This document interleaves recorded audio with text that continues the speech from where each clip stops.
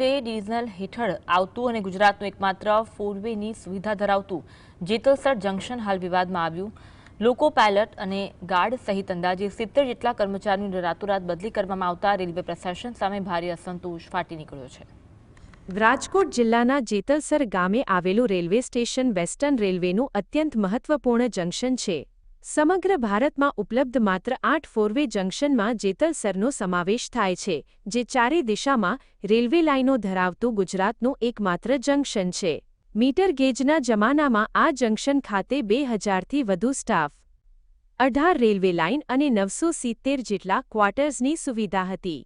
જેતલસર પાસે આજે પણ એટલી વિશાળ જગ્યા ઉપલબ્ધ છે કે ભાવનગર સ્થિત ડીઆરએમ કચેરીને પણ અહીં સહેલાઈથી ખસેડી શકાય તેમ છે।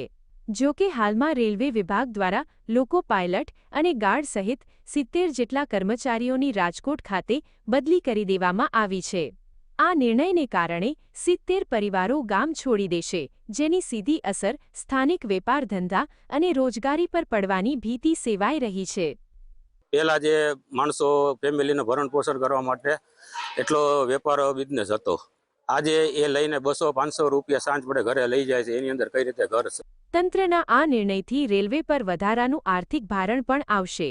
જેતલસરમાં કર્મચારીઓને 9% મકાન ભાડું અપાય છે, જ્યારે રાજકોટમાં 16% ભાડું ચૂકવવું પડશે। આનાથી રેલવે વિભાગને દર મહિને અંદાજે 7.5 લાખ રૂપિયાનો વધારાનો બોજ પડશે।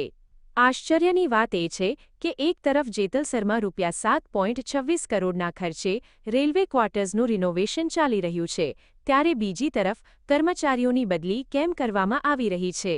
જો કર્મચારીઓ અહીં નહીં રહે તો આ કરોડો રૂપિયાનો ખર્ચ એળે જવાની પૂરેપૂરી શક્યતા છે। મારું કહેવાનું એટલું જ છે, જે બધી લોબી એ લોકોએ હટાવી નાખી છે, એ લોબી બધી અમારે પાછી જોઈએ જંકશનમાં, અને જો એ નહીં કરવામાં આવે તો ગ્રામજનોએ રેલવે પ્રશાસનની આ નીતિ સામે જેતલસર જંકશન બચાવો સમિતિની રચના કરી છે। અગાઉ અહીં 20 જેટલા વિભાગો કાર્યરત હતા, જે ધીમે ધીમે બંધ કરી દેવાયા છે। ગ્રામજનોની માંગ છે કે આ વિભાગો ફરી શરૂ કરીને ઐતિહાસિક જંકશનનું મહત્વ જાળવી રાખવામાં આવે। અને અમારા ગામમાં કોઈ બસ કે એવી વ્યવસ્થા નથી, માત્ર અમે રેલવે ઉપર નિર્ભર છીએ અને રેલવેના સ્ટાફ ઉપર જ અમારા ગામનો રોજગાર નિર્ભર છે। જો રેલવે સ્ટાફ વયો જાય તો અમારા ગામની આજે આ 5000ની વસ્તી બચી છે। ગ્રામજનોએ ચેતવણી આપી હતી કે જો તેમની માંગો ન સ્વીકારાય તો આવનારા દિવસોમાં આંદોલન વધુ ઉગ્ર બનશે।